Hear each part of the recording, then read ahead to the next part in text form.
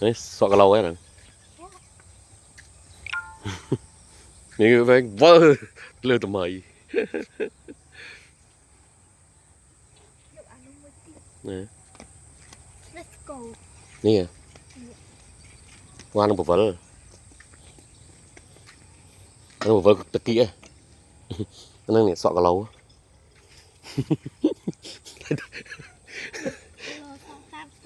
hả đấy bên này chưa cách thở nhưng mà cái lâu này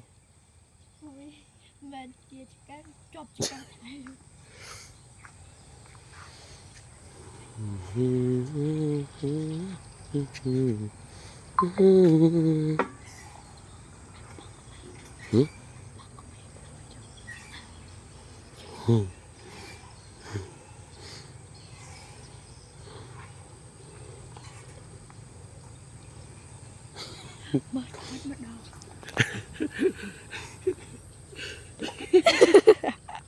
Ý sao cái lâu rồi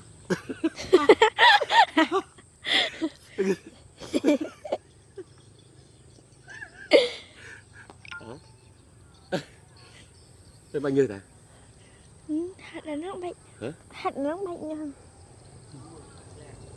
mày tố mà mày cả đài với mày cái thọt ấy chẳng Thật khơi bánh của vị.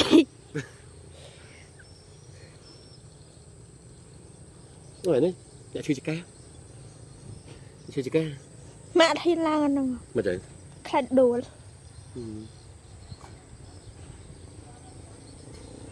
hiện là vì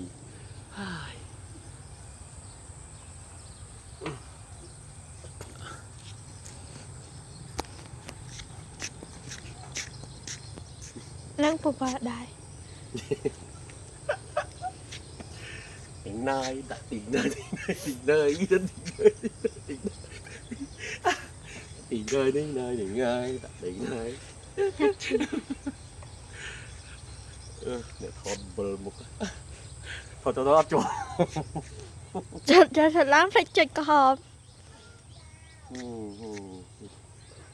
hài chỉ khi đó mà hắt ra đời này xong bờ một